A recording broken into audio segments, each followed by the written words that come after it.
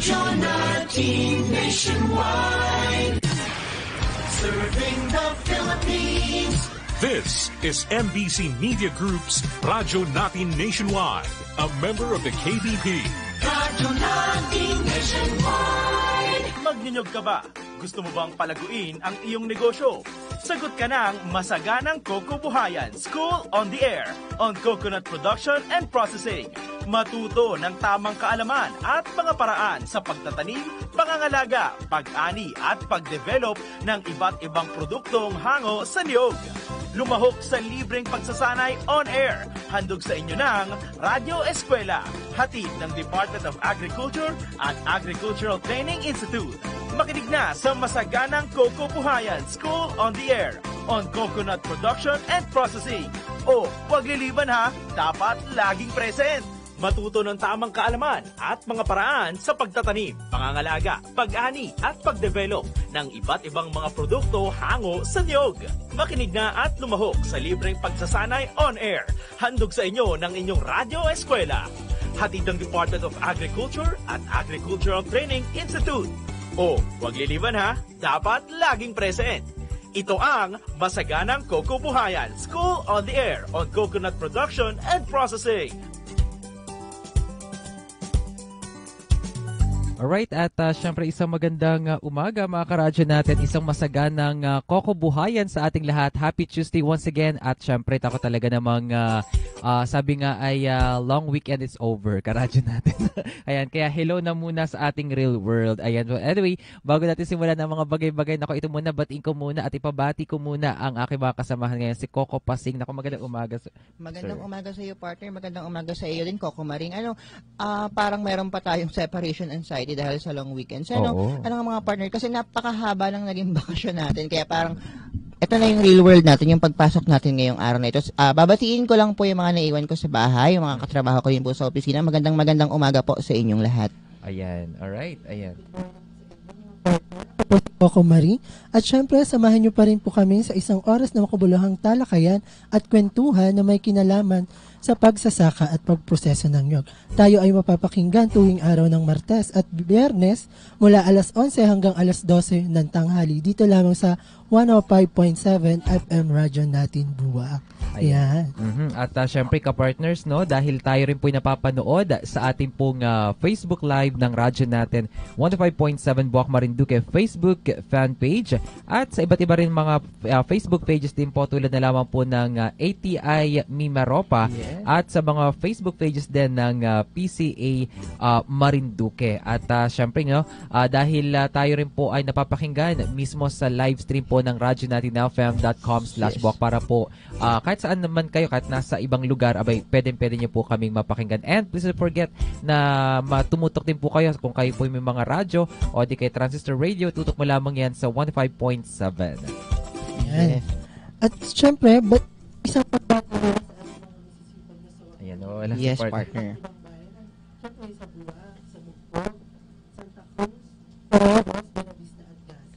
And of course, partner, pabatiin din naman natin yung ating masisipag na Municipal Agriculture Officer. Siyempre, mula sa Buwak Marinduque, si Ma'am Ederlinda Hasmin. Mula sa Buena Vista, si Ma'am Eloisa Apostol. Sa Gasan, si Ma'am Vanessa Tayaba. Sa Mugpog, si Ma'am Marnelli Nunez. Santa Cruz, si Ma'am Lobelia Caraig. At siyempre sa Torreo, si Ma'am Jenny Quinto. Alam niyo mga partner, etong ating pagsasanay na to or school on the air natin na ito, 'di ba? Kada airing natin, last airing natin, lagi tayong may iniiwan na question.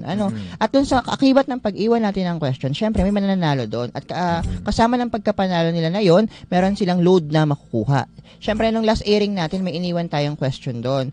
Maganda yung iniwan nating question doon kasi kung may tinatawag tayong Coco Pasing, Coco Maring, and so on and so forth, ang tanong natin doon na iniwan nung nakaraang pagsasa-airing natin, ang coconut scale insect ay kilala sa anong tawag. Kasi yung coconut scale insect, technically, syempre mga technical people natin, alam nila kung ano yung coconut scale insect na yun. Pero kasi, in the farmer's level kasi, sa farmer level, hindi nila ma-identify kaagad-agad yun. Kaya may ibang tawag sila. At yun yung iniwan natin ng question ng last nating pagkasaere. Pero partner, natutuwa ako dahil tatlo na yung panalo natin. Yes, partner, kaya inihikayat namin lahat ng ating mga enrolled na students sa ating School on the Air na sumali po kayo sa ating text promo para Alam mo, nang sa ganun, partner. ma-refresh yung mga isip po Oo, ninyo. alam mo partner, na kinakabahan na rin ako. Baka kasi 3, baka mapunta na rin to sa 4. Sa padami na Ikaw tayo pa rin, ng padami. Tapos hanggang maging 5 na. Yes, mga Ikaw pa rin, partner. sir. Mm-mm. Ayan. Naging And lima. syempre naman partner, dahil 3 yung nanalo natin, babanggitin ko lang po yung ating mga 3 lucky text winner po natin. Mula sa bayan ng Mugpog, Barangay Kapayang, si Mr. Norman Bongat. Ulitin ko po, mula sa bayan ng Mugpog, Barangay Kapayang, Mr. Norman Bongat. Mula naman po sa bayan ng Buena Vista, Barangay ng Malbog, si Sir Joselito Villavicencio. Ulitin ko po, si Mr. Joselito Villavicencio. At mula naman po sa Torrejos, Barangay Tigwi, si Ma'am Jeneline Constantino. Si Ma'am Jeneline Constantino, congratulations po sa inyong 3. Asahan niyo po right after po ng aming airing ngayong araw, darating po sa inyo yung napanalunan niyo pong cellphone loop. Yan. Congratulations sa mga nanalo. Ano? At ang tamang sagot dyan ay Coco Lisa. Lisa. Coco Lisa. Baka may Coco Martin dyan sumagot. Mali po Baka yun. Coco Martin ang mailagay nila. O kaya Coco Pasing ang Oo. sila. Wag naman. Naging festival pa to. Naging test eh. Ayan. Alright. At yan mga partner. Kung ang natalakay natin nung last na pag-sasaere natin ay tungkol sa mga peste, ngayon naman ang tatalakayin natin ay pest management. Yung Yan. Para simulan natin yung pag-aaral para sa ating talakayan natin ngayong umaga, ang paksang disease management o yung bang kung paano ba natin masugpo yung mga sakit po sa ating pagniniyugan. Ano? Ayan, at para mabigyan tayo ng kaalaman tungkol sa paksa na iyon nabanggit, ay makakasama pa rin natin si Ma'am Vanessa, agriculturist ng PCA Marinduque. Ayan. Sige ma'am, bati muna ikaw Opo, bago ang yes lahat. po. Bati ka po muna. Isang mapagpalang umaga po sa ating mga giliw na tagapakinig. Ako po muli ang inyong makakasama sa Yes episode po ng ating School on the Air ngayon. Ito po naman po ay tungkol sa mga plant diseases at pest management din po. Kung paano nyo po masusugpo itong mga sakit ng niyog. Manatili po tayong makinig upang yung mga bago nating kaalaman ay magamit po natin sa pagpayabong at pagpapaunlad po ng ating niyugan. Maraming salamat po ma'am sa iyong mainit na pagbati sa ating mga tagapakinig. Parang game na game naman si ma'am ngayon. Mataas na energy. Parang energetic si ma'am Parang ngayon. ako lang siguro dapat isang linggong Isang linggo yung pahinga. isang linggo yung weekend. Okay, At ayan, para nga ulit tayo ay bigyan ng kaalaman, ay binibigay po ulit natin kay Ma'am Vanessa.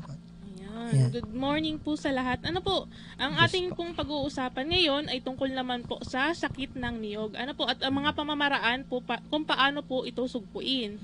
So, bago po natin ito simulan, ano nga po ba ang sakit ng halaman? Paano natin masasabi na sakit po, isa na po siyang sakit ng isang halaman po? Pag nagkaroon po ng abnormal na paglago or pagtubo po ng halaman, kumbaga po ay halimbawa kayo po nagtanim ng 100 puno ng niyog, mapansin nyo po agad may isa po or dalawa na naiiwan doon sa paglaki. Yun maaari pong nabansot po yung niyog na yun. Yun po ay isa sa mga palatandaan na mayroon pong sakit yung halaman. Pangalawa po, nagkakaroon din po ng pagkagambala sa normal na proseso ng buhay ng halaman. Halimbawa po nito ay hindi po siya kumbaga ipagbubunga na po na dapat ng niyog. Halimbawa ay isa po siyang tall variety, 8 to 10 years po dapat namumunga na siya po. Pero 20 years na po siyang na lumaki, hindi pa rin po siya namumunga. Yun, pag hinalaan na po natin na maaaring may sakit po ang ating niyog. Pangatlo po, nagkakaroon din po ng pagbabago sa pisikal na anyo o katangian naman po ng halaman at syempre po yung pagbaba po ng ani. Example po nito ay yung halimbawa yung pagbabago po ng kulay. Yan, kung mapapansin po natin ng mga dahon ng niyog ay green. Kung ito po yung manilaw or magpink po, maaari pong may sakit na po na nakadapo dun sa ating mga halaman. Ayan. So, paano naman po nagkakaroon ng sakit ang halaman? Kung makikita po ninyo, lalo po yung mga nanonood ng Facebook Live, yung naka-flash po sa screen, yung pong plant disease triangle. Ano po itong si plant disease triangle?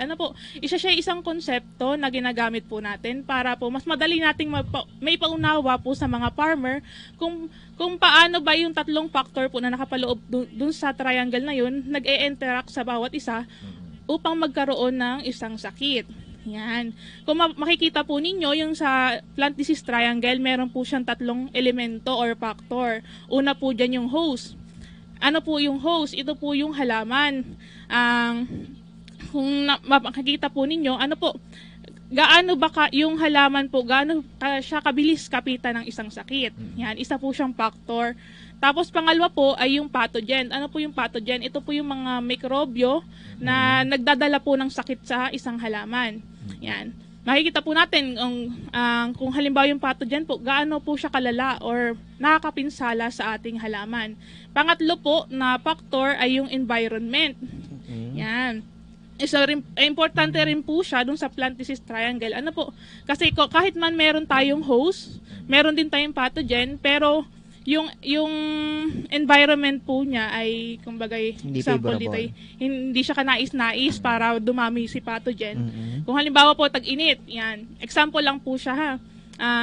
Tag-init, nandun na po si host natin. Siya po ay madaling kapitan talaga ng sakit. May sakit na po, existing na si pathogen.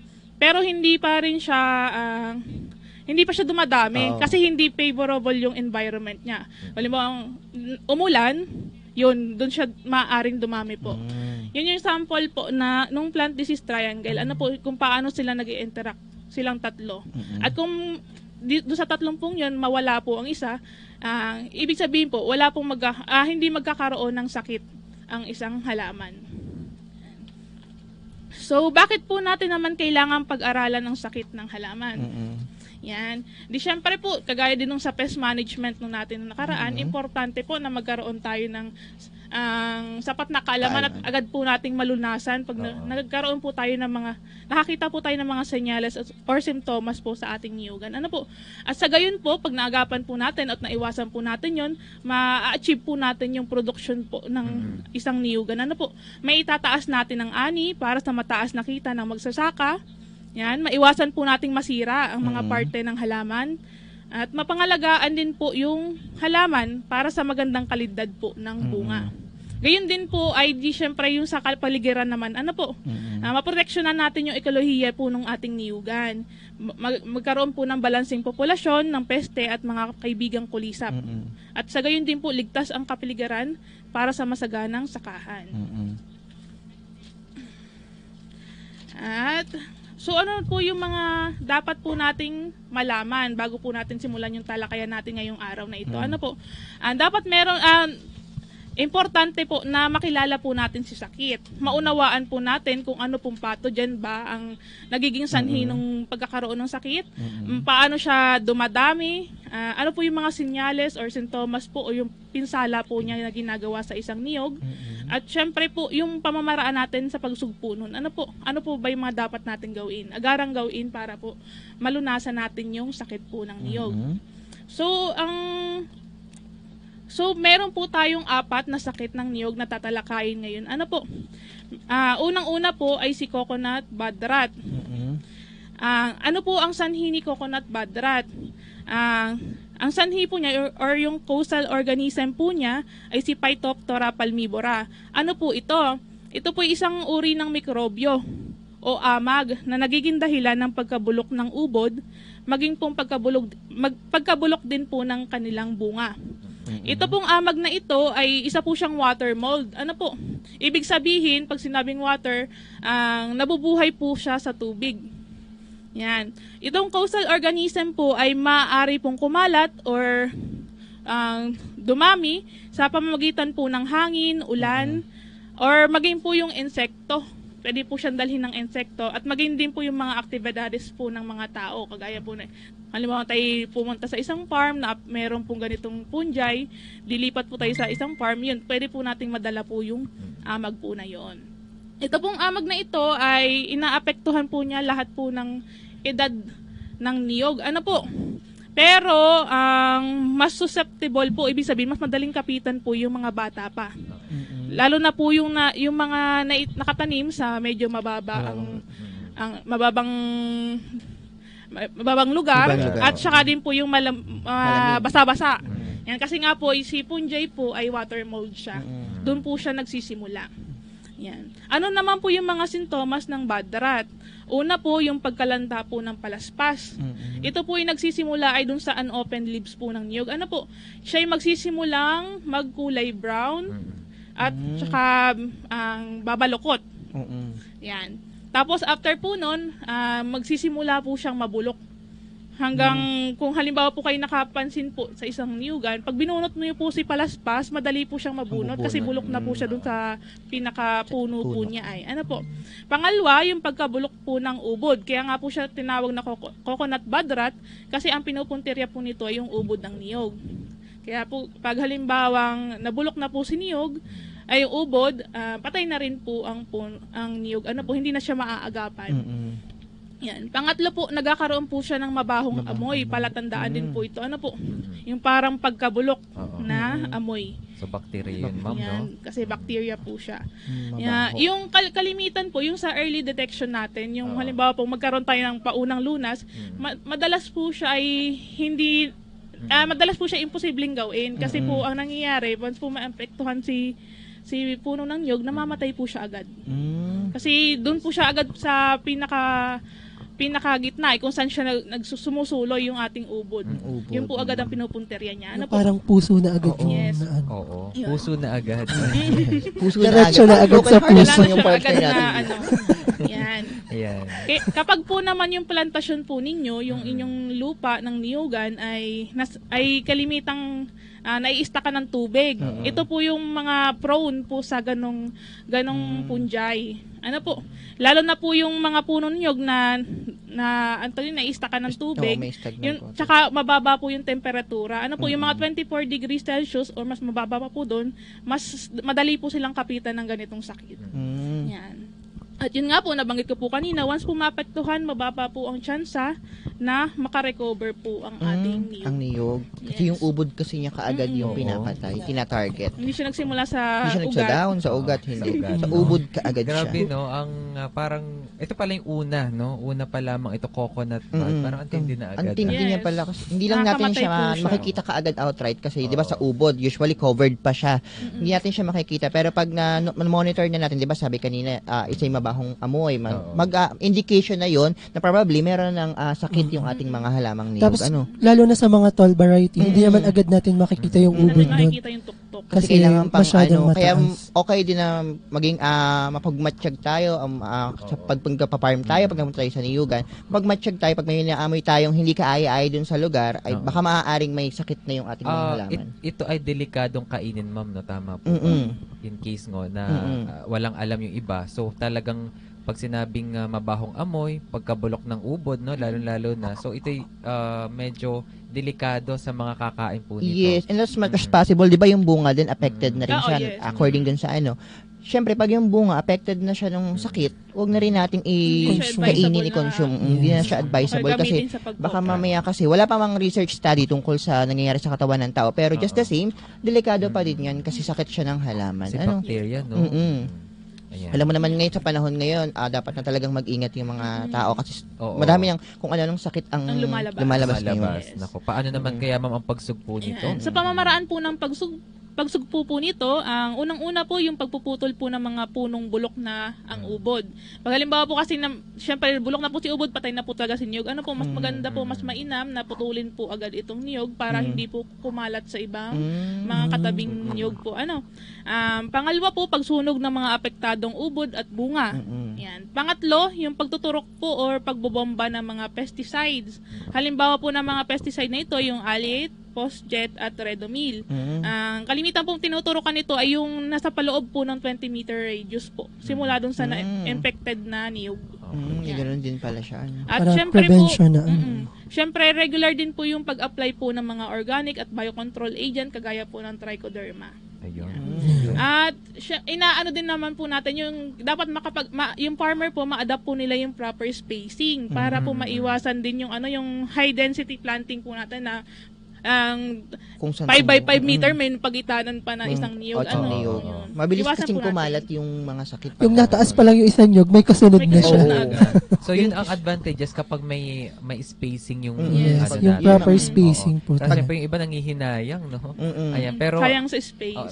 sayang sa space, pero disadvantages yun. Ano? Madaling Ayan. kumalat ang sakit. Oo, pag may At irregular maging ang planting peste. distance, yun, napakabilis kumalat. As much as possible, sundin natin yung mga ideal planting distance and planting pattern na ina-advise po ng Philippine Coconut Authority. As much as possible, sumunod tayo kasi hindi naman yun, in the long run kasi, sila rin yung makikinabang. Hindi naman tayo na nagtuturo sa kanila, kundi sila mismo. Kasi pag in the long run, maganda yung kanilang production. And syempre, nakaka-alleviate yun ng poverty alleviation natin, tataas ang kita nila. And makakabili sila ng mga pangangailangan nila sa araw-araw. Pero mama, dahil nabanggit mo itong pagsugpo natin, nabanggit mo yung pagputol ng punong bulok, tapos yung pagsunog. Pero mama, in case naman, halimbawa, na-imagine natin, wala na yung puno nung niyog na yon. Tanong ko lang, ito ba ay pwede pang taniman doon sa pinakang or pwede naman pa rin, advisable pa rin naman po pero mas mainam din na masigurado natin na wala na pong infection doon sa lugar na yun. Sa bacteria siya nang galing. Kasi may yung sa punjay po na nabanggit ko kanina, meron din siyang tatlong spores po yung kinai-create ng punjay na yon. Meron po siya yung chlamydospore na long live po siya sa soil. Yan, kahit tumagal po, nasa doon lang po siya lupa. Kung hindi po siya mapupuksa, pag halimbawa taniman po siya, nandun pa rin po. May existing pa rin po, maaari pa rin po magkaroon ng bad rot. Kaya ang kailangan talagang gawin ay sugpuin yung disease cycle niya para tumigil siya. Naku, parang parang kung ihahabing natin sa COVID-19, parang dapat, dapat lagi nating tatandaan, prevention is better than cure. I-avoid din po natin yung intercropping ni coconut sa iba pang mga alternative host nito. Ano po yung mga example na alternative host po niya? Yung kakao po, durian, papaya at paminta. Yan. Pwede din po silang kapitan ng coconut bad rot. Okay. Tapos napatunayan din po na ang madaling kapitan na variety po ng niyog ay yung mga may kulay. Yung Malayan red dwarf at Malayan yellow dwarf. Ano yun? Ano yung may mga Malayan, mga dwarf siya, cultivar siya actually.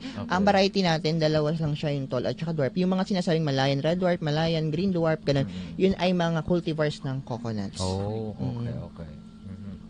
So, pangalawa naman pong pag-uusapan natin ay si coconut kadang-kadang disease. Ano po ito?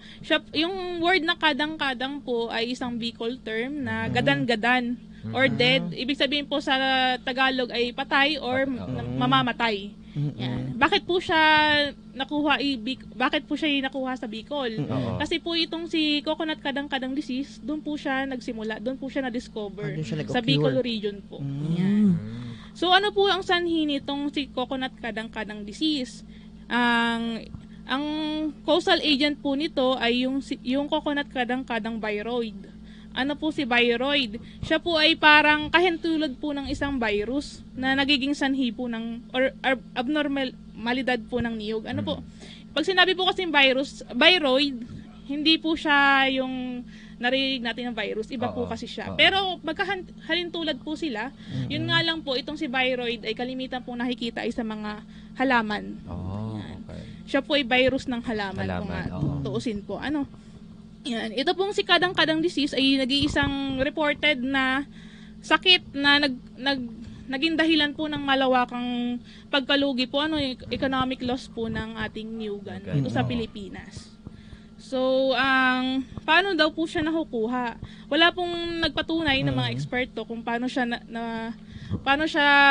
nag-originate dun sa lugar na yun. Ano po? Pero hinalaan po nila na siguro po yung mga infected na mga palms ay halimbawa mo nagkarit ka po doon at nilipat mo doon sa mga hindi infected, yun po doon nagsimula ang pagkahawa-hawa nila.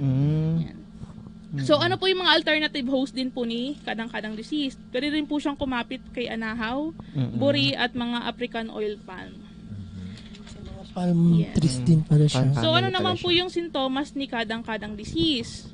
Siya po ay parang cancer kung tutuusin po. Kasi medyo matagal po yung proseso nung sakit niya.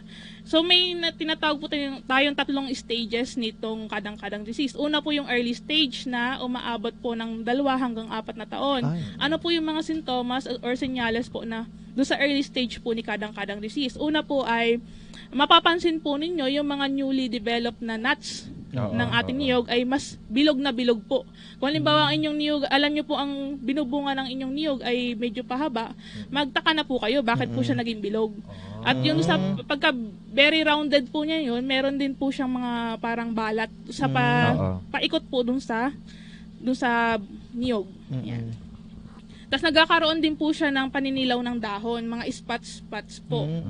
Tapos yung pangatlong sign ay yung kanya pong inflorescence. Ito pong inflorescence ay yung ating bulaklak ng niyog po ay nagiging stunted. Ibig sabihin nagbabansot po. Kung halimbawa mahaba po siya, mapapansin niyo po umikli. Umikli po si inflorescence po ng niyog. Yan. Pangalawang yung medium stage naman po niya, ito naman po yung umaabot ng 2 taon bago natin mapansin yung mga sintomas or senyales. Yung spate po, yung kanya pong bulaklak or yung kanyang buwig ay kalimitan pong humihina or halimbawa hindi na siya nagkakaroon ng bunga ng marami. Lumiliit po o kaya naman po humihinto, hindi na siya nagbubulaklak. Yan po yung mga palatandaan. At yung kanya pong mga lip spot ay dumadami po. Yung huling stage po niya na halos 5 taon din, 5 taon din po, yung kanya pong mga fronds, di po man din ang ating dahon ng niyog ay mahahaba. Alam po natin mahahaba siya. Kalimitan po ay, ang average po niya ay 5 meters ang haba. Ang senyales po nito ay yung umiikli po. Baka maging kasi 3 meters na lang yan. Tapos lumiliit po yung bilang ng dahon niya. Okay. Yung mga lip spot po niya ay dumadami din hanggang sa lumaki siya, nagsama-sama na po yung mga lip spot. At yung kanya pong crown size ay nabawasan. Hanggang sa mamatay po si niyog. Okay. Ganon So siya delikado katagal. rin, no? Parang itong doon sa una pa nga lang medyo na partner, no? Medyo doon sa una pa lang yung ang pangalan? Badrat. No? So talagang matindi na. Ito pa kaya lalo, no? Yes. Ayan, parang sabi nga ni Ma'am Miss Vanessa is cancer ng niyog. Kaya parang dapat mahalaga din na kung merong mga part ng coconut na galing doon sa mga lugar, as much as possible, aware din yung mga farmer na huwag tangkilikin yung ganun. Kasi mangyayari kasi kakalat yung sakit. And hindi natin makokontrol kaagad-agad yun. Kasi pag kumalat siya ng kumalat, naging problema na yun, bababa ang economic growth ng kanilang mga sakahang niyugan, bababa rin ang kanilang kita. At the same time, syempre, may hihirapan din sila to cope up sa pagmataas nating mga bilihin. Oo. Alam mo, ka-partner ang dami yung mga na-stress ngayong umagang ito dahil syempre, puro disease, no? Hindi mo kakatapos lang ng weekend tapos na-stress na agad sila. Pero syempre,